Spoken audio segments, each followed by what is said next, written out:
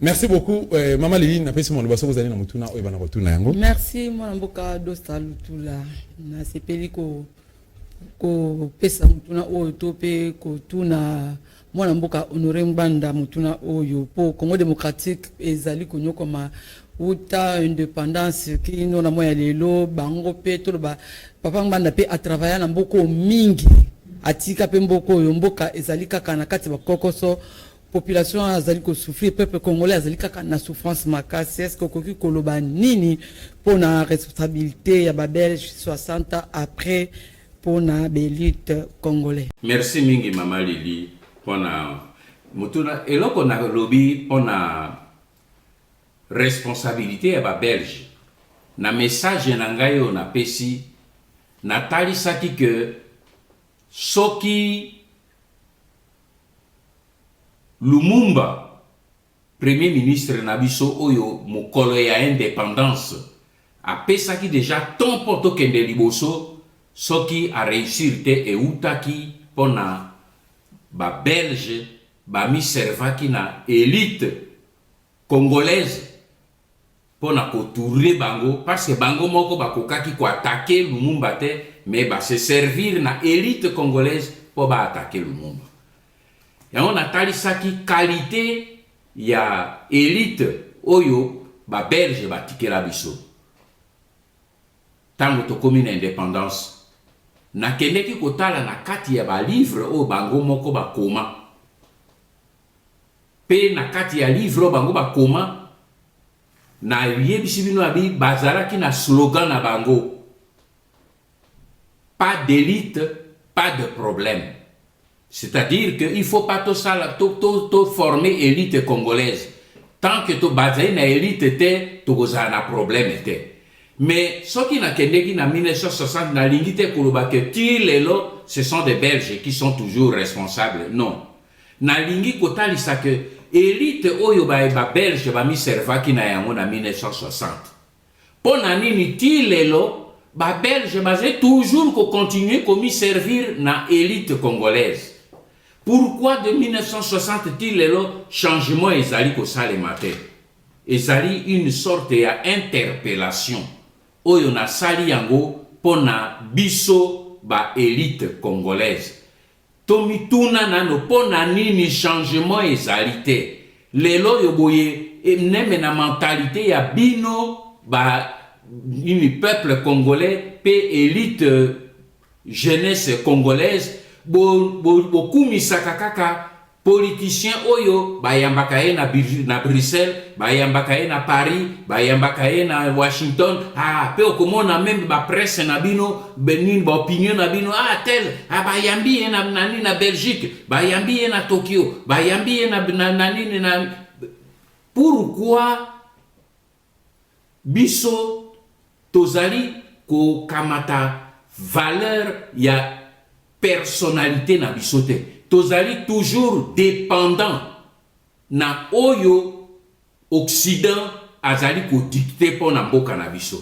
Pour quelle raison élite na biso azali toujours dépendant na ba multinationale, toujours na ba capitale occidentale, toujours na nord, alors que il faut normalement ba élite africaine et élite congolaise bazala batu baye bazali soutenu estimé par et peuple na bango oyebi na zolo bango pona nini mama po soki mindele tant que ba mindele batu bazo kamata ba dirigeant bazo ko pesa bino ba dirigeant tolinge zala songolo lelo so nini so Washington lelo alobi a tolingi Mbanda za la président ya Congo okoka ba congolais nyoso ba kondima na yebisi yo soki lelo balobi ke zala pakala eko zala ye pona nini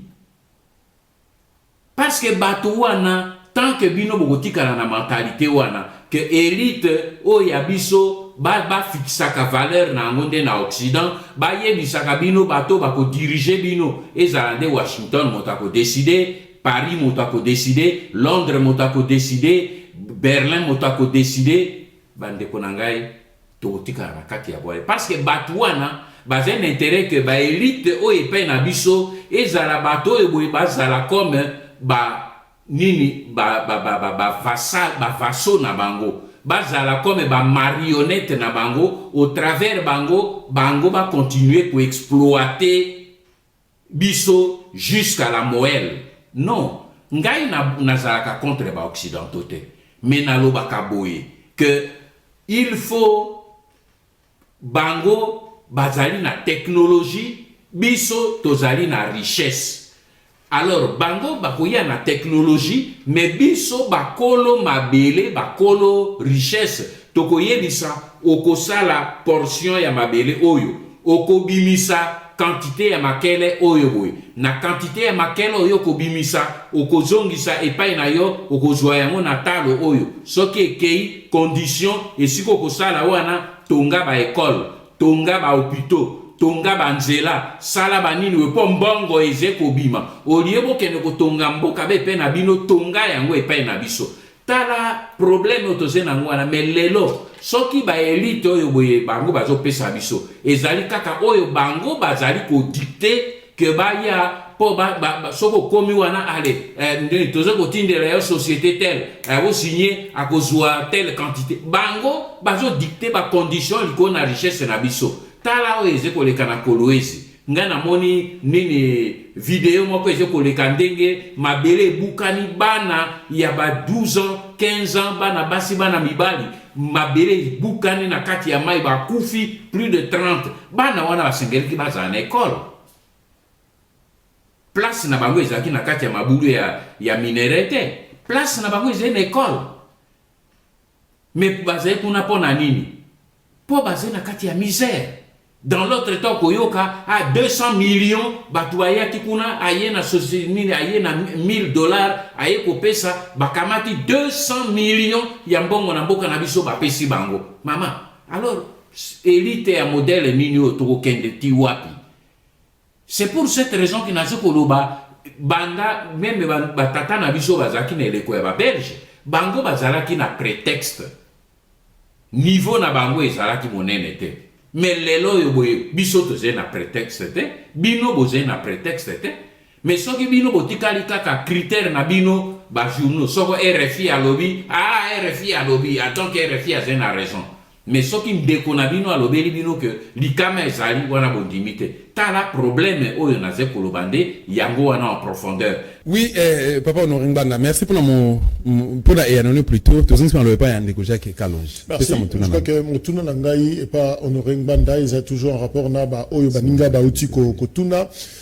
Ndeko Honoré na kolanda maloba na yo ezobi maloko la Honoré Ngbanda azako rejeté pratiquement na ba kino balobaka ko bwakisa ba solution de crise de sortie de crise oyo baninga mususu ba acteur politique bazako ko proposer au rejeté ozako ko sala lokola ko bwakisa ba solution ya baninga oboyi Kosunga Félix Antoine Chilombo Tshisekedi, président de la République, au boyi likalisi ya ba élection anticipée, au boyi likambo ya table ronde Nenge Valentin Moubake d'ailleurs azako proposé yango table ronde internationale topé idée à dialogue au boyi yango. Alors, yo, au téléméli mingi na munoko na yo, eloko eza kobima, eza likamba soulèvement populaire. Alors, eloko ntolingi toyeba, est-ce que eza molimo ya sectarisme te, soto koko bengango na lopoto bongo, ça dit esprit moko exclusif, ozo benga na baninga, ozo bwakisa baninga, olingo tika la seul maître à bord, mbanda kakande, azana makanisi ya malamu, pona kubikisa Congo, baninga mususu wana ba rezona kamabe, kaka yende, oza na makanisi ya malamu pona Congo. Alors pourquoi ne pas couper sa paix chance na ba recette ya baninga ndeko Honoré Ngbanda? Leki na ngai Jacques Kalonji, mais tu as tout faux. Tu as vraiment tout faux une fois de plus leki na ngai. Mais ngai moto ba bwakisi ese bango de ba bwakisi ngai. Tu as tout faux. Lobi ke na nini ngai na je ko bwakisa ba mosusu et tout ça, mais c'est juste l'inverse leki na ngai.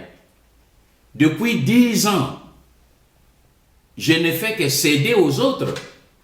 En 2006, avec mon fils Jean-Pierre Bemba. Mais ayebi yango na yebi sakabino, j'étais contre les élections pe na yebi sakaye. Na lobi mon fils ba élection yozo kende okolonga, mais ba kopé sa yo jamais le pouvoir. Alobi papa nga na zé prêt, soki ba meki ko botolonga le pouvoir toko na longi pe ba botoli toko betana.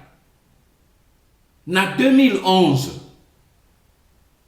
rebelote nani Etienne Tshisekedi alobi akende na élection ba biso tolobi lokola to sedaki mbalo kuna mbalo to sedete pression ezalaki makasi ba résistant ba lingaki ata mokete ke na cédé. Mais tango tomoni engouement ya peuple pe na bino na Kinshasa comme bozali aveuglé engouement ezalaki makasi na lobi na bande konanga na bi lokola peuple asili komi engagé to solo laki na mnani na papa Etienne Tshisekedi alobi non mbala oyo boye ba décideur na uti kolba makambo ya ba occidental ba décideur balobi ba kopesa pouvoir soki tolonge alobela ki biso alobela ki ngai na yebisi na bi bon écoutez to soutenir papa Etienne Tshisekedi mais leki nanga kalonji ce n'était pas du bout des lèvres. Olanda ki yango j'ai soutenu papa Tshisekedi dans l'organisation sur le plan sécuritaire naye. J'ai engagé mes réseaux de sécurité na Kinshasa pour nous protéger pendant les élections. Oyebi yango. Donc okoki kolobate ke na boîte ici ba mosusu. Tokomi troisième fois 2018 même chose. Alors leki naga mbala minyoso naze ko céder. Solution oya bango na lobby yango je ne parle pas en l'air. Parce que ndenge na expliqué bino na kati ya message on a outi ko sala que j'ai voulu un peu plus académique. Na lobby un agresseur dans son mental azali na notion ya démocratie. C'est antinomique. Parce qu'un agresseur azalaka démocrate a koki ko agressé. Quelqu'un qui vous agresse pour na okamata mabele nonanini, cela veut dire qu'il n'a aucune notion de démocratie. Pe yoko kende ko sala na démocratie. Ba dialogue leki nanga bo sali combien de dialogues? Plus d'une quarantaine. Mais ba dialogue nyoso bo sali bo kende ki na Sun City. Résultat na wezeni pour renforcer l'occupation, pour passer plus de pouvoir aux occupants rwandais. Alors, après tout ce processus-là, moi j'ai dit, mais pour quelles raisons beaucoup mécanaïno oyo ngai na ko proposer te? Mais c'est moi, c'est ni suggestion oyangai, option oyangai nde et bazo boa kisayango 4 fois ba kisi yango. Mais pour quelles raisons tokozonga lisusu na ba élection oyoki lokola ndeko na ngai nani Adolphe Musito alobi ni que bango bazali ko la résistance pour les élections prochaines. Na éviter si ce sont les élections anticipées ou les élections de 2023, peu importe. Mais okobenga moibi azali na notion ya honnêteté okolobaneto kende ko traiter sur base de l'honnêteté et ça les makate parce qu'un voleur et un homme honnête c'est antinomique. Un agresseur et un démocrate c'est antinomique. Solution ya démocratie bino ozoluka ekozwamate. C'est tout ce que j'ai fait et c'est tout ce que j'ai dit. J'ai cédé 3 fois. Et 3 fois, vous avez échoué dans votre processus électoral. Bon, dans l'autre temps, ce qui est plus grave, c'est que dans l'autre temps, moto yoboye oyazo bato yobanguno ba occuper mboka na biso bazo profiter na temps wana pona ko renforcer système ya occupation ya balkanisation pe ya annexion ya mboka na biso bon to tika la katozo tourner en rond to sala kaka élection bango kuna bazo grignoter la terre bazo kamate la biso ti bon tango bakoya ko botolo mabele okende ko sa élection na pays ni okende sa élection na mboka ni tango ba Rwandais ba kobotolo biso na ba Ougandais ba kobotolo biso mboka balkanisation esalemi bato ya Kivu bakokende sa élection wapi. C'est ça le problème. Ezali problème et à sectarisme, c'est tout sauf ça. Parce que pendant tout le temps, je n'ai fait que céder et être disponible na point de vue des autres. Mais pourquoi les autres ne peuvent pas être aussi disponibles? Parce qu'il y a échoué 3 fois. Pourquoi ils ne peuvent pas être disponibles? C'est pour cette raison que j'ai dit, il faut que le peuple tranche. Il faut que le peuple sache maintenant que ce qui a divorcé na bango, na peuple, na biso tokozanga mboka. Merci beaucoup ndeko Jacques Kalonji pona mutuna kitoko pe merci na ya no plutôt ya mwana mboka Honoré Ngbanda Nzamboko Atumba. Ndeko libita malobo mboka yo soki mutuna ezali oyo bana rotuna yango.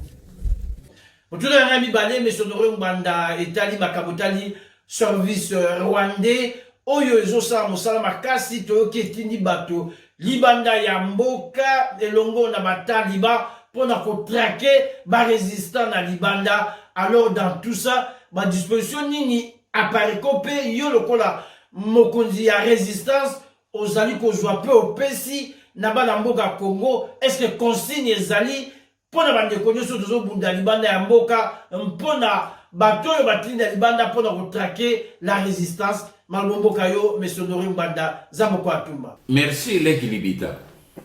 Oyebi situation ya ba Rwandais escadron de la mort oyo ba yebisi ke koti ba Belge ba pesaki déjà pe nouvelle. Ba milela ki que ba service ba escadron de la mort ya Rwanda e ba di ko opérer na Belgique.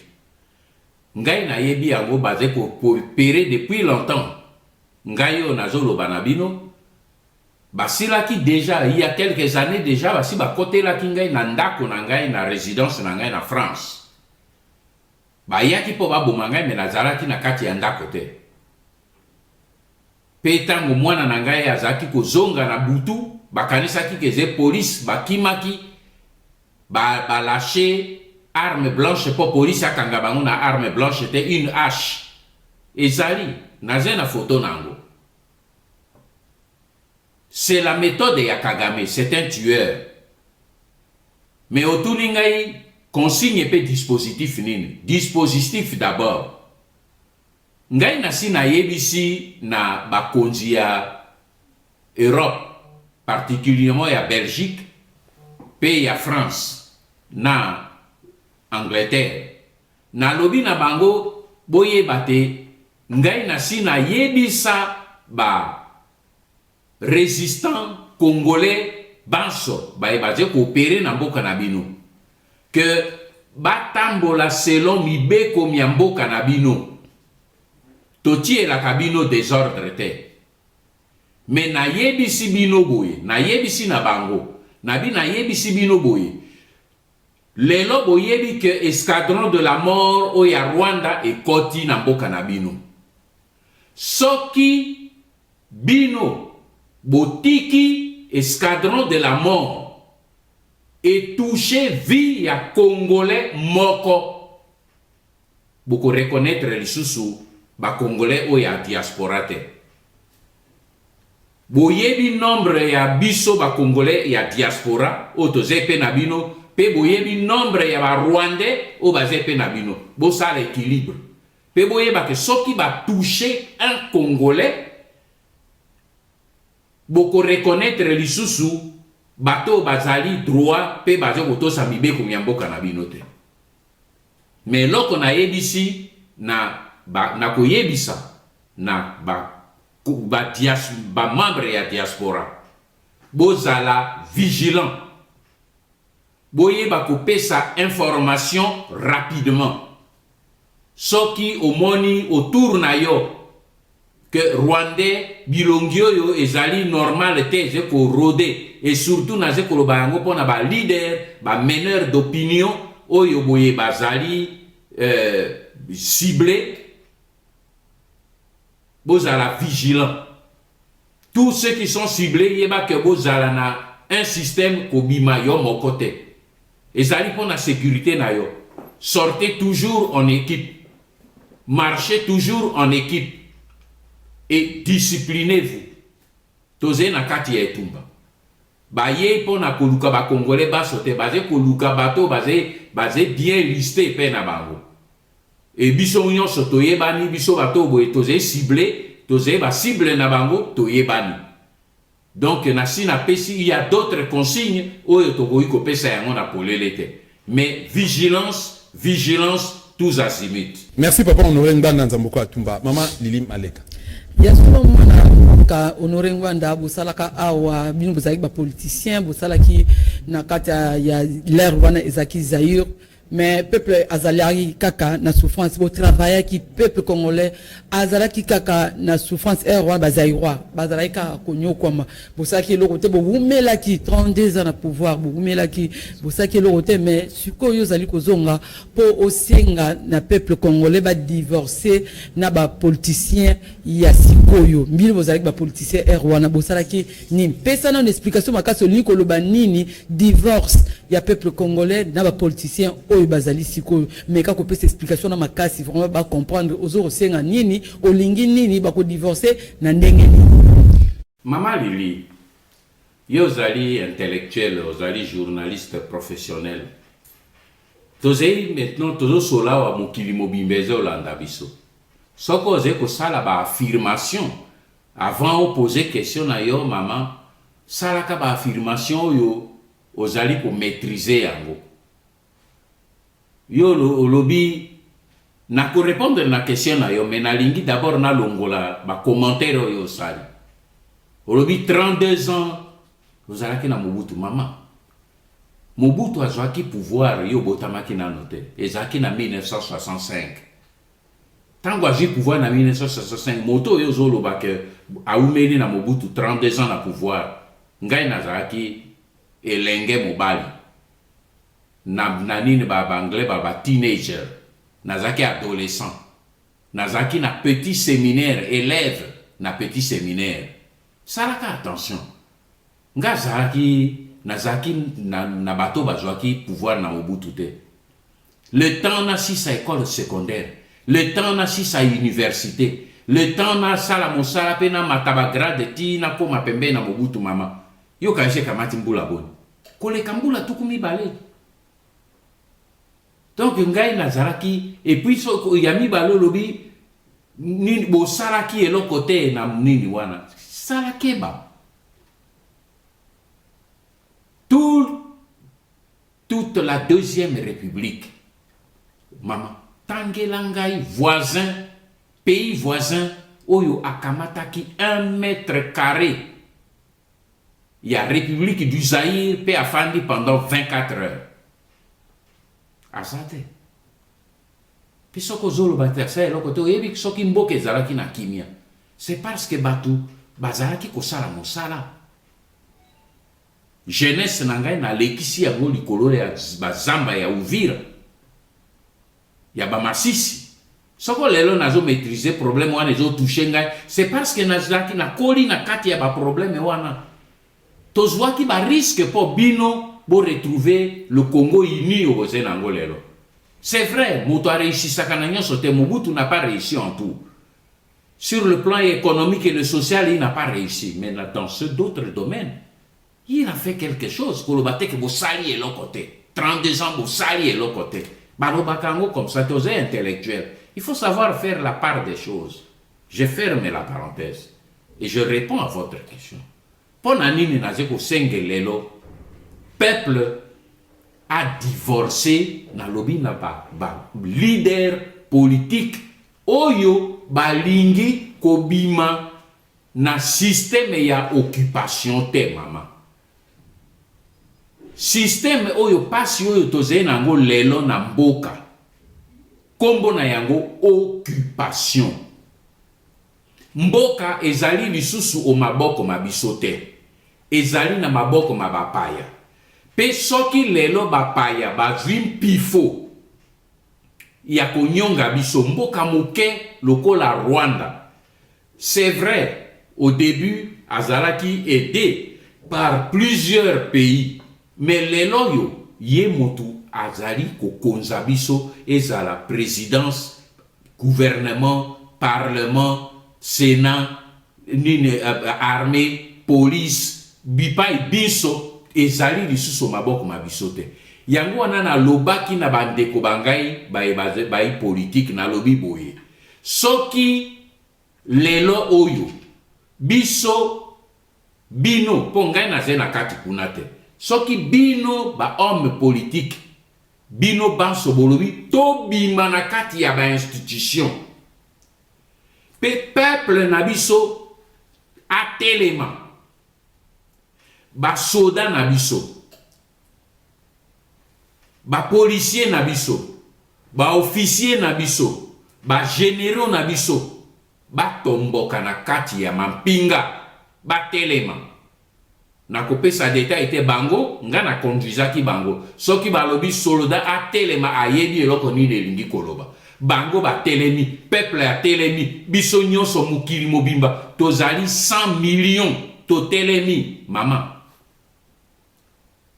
okanisi ke tokosikola mboka te tokosikola mboka me nasengi na bandeko bangai nalobi soki bino bobimi na kati ya ba institution valeur ya ba institution sur le plan international ekwei balingi te mais bamosu bazoloba discours mboka eza occupé le pays est occupé okoyoka moto akoloba pays occupé so babeti ye mbata okoyoka moto akoloba pays occupé so babotoli ye majoire soko azokoto lisusu mpona kozwa mwa mikate oyo bapesaka bango te Kabila azali rwandais nani oyo arekonesa na Congo te ke Kabila azali rwandais bango banso bayebi mama nani oyo ayindimi lelo te que nini le Congo est occupé par le Rwanda que armée na biso est occupé par le Rwanda okoyoka baoyo bazolia kuna est-ce que vous avez la preuve mais na bimiseli bango enquête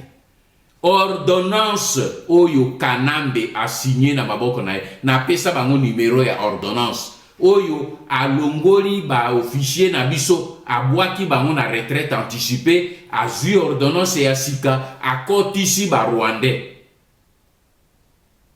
motoloko la kunda batware azali rwandais ye wana balobaki azali congolais sika azawapi aze na Rwanda et na maso wana ndeko na biso lokola Félix azali koloba nini voilà il faut tout ça la boy et toyokana na bango tozala na bango nini et tout ça nyonso wana biso nde tozali kopesa ba rwandais crédit sur le plan international ngai na sololaka na bamindele bino boyebi te nazali na ba réseau oyo ya baninga na ngai nasalaka na bango nasololaka na bango balobaka na ngai polele Monsieur Ngbanda nyonso ezali bino moko bondimi boyebi ke ba rwandais bazepe na bino mais ce sont les Congolais qui défendent les Rwandais chez vous. Qu'est-ce que vous voulez que nous les étrangers en fassent maman na ngai devant situation wana ngai na lobela bango nini babi Monsieur Ngbanda vous n'êtes pas plus Congolais que les Congolais qui défendent de Kamambe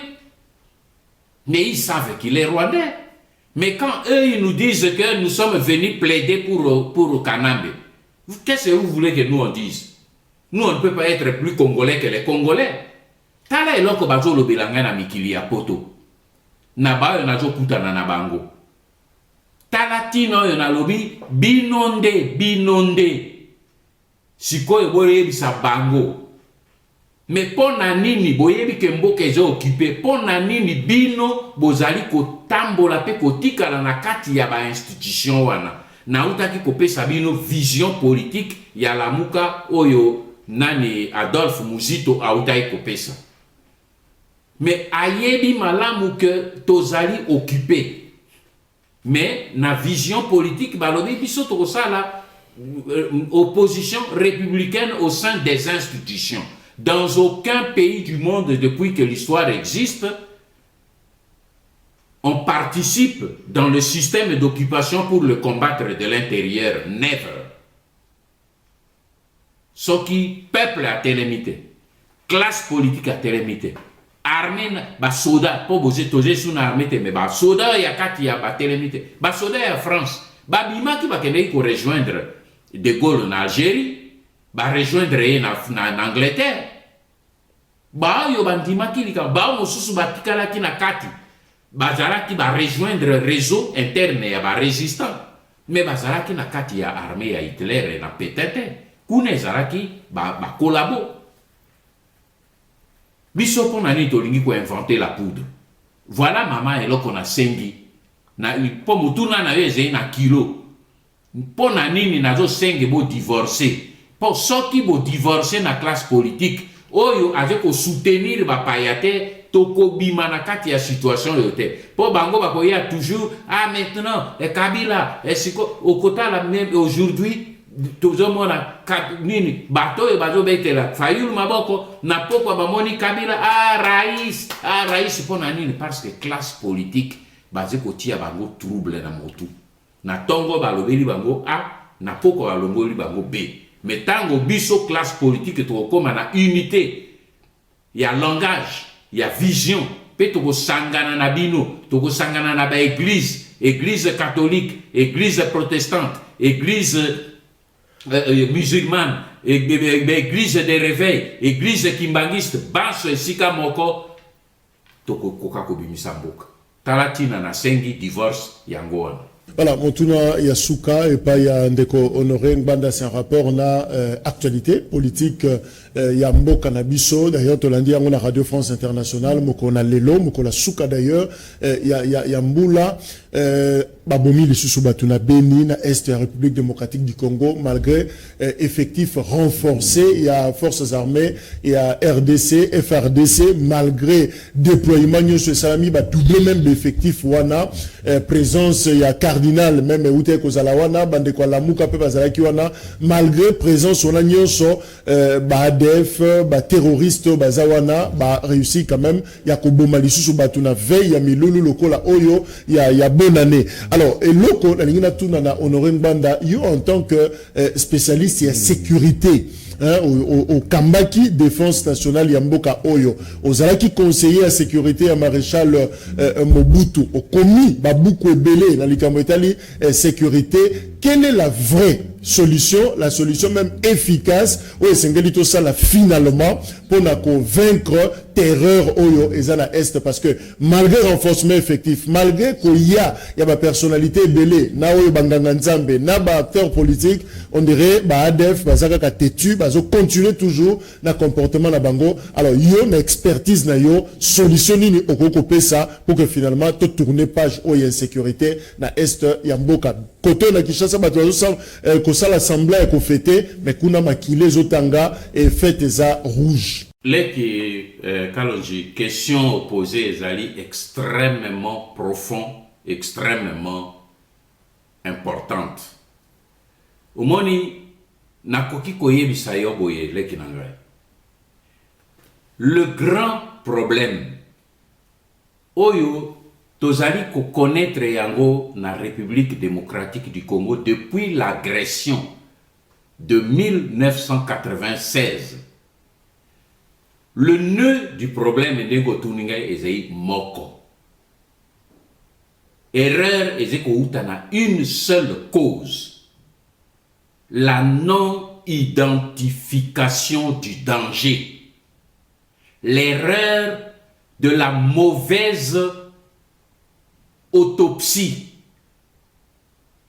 Oyebi soki ozali malade, pe okei na hôpital, tant que le médecin n'identifie pas l'origine réelle, ya malali oyo zaina yango.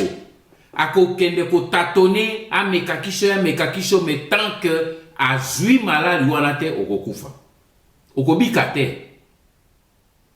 soki ze maladi ebomaka motu okokufa bakoya ko découvrir on a découvert trop tard mais ezalaki nde maladi oyo mais bazaki ko soigner ye na bakisi mosusu mais on a découvert la maladie trop tard. C'est la même chose pour le pays. Dans toutes les formations que j'ai eues, le problème est à l'identification du danger ou de l'auteur du danger. Et pas un abisso problème dans l'obéla qui on a début yango to zongeli yango. On identifie toujours mal pe stratégie à munguna et zali ko sala que toye ba jamais ko identifier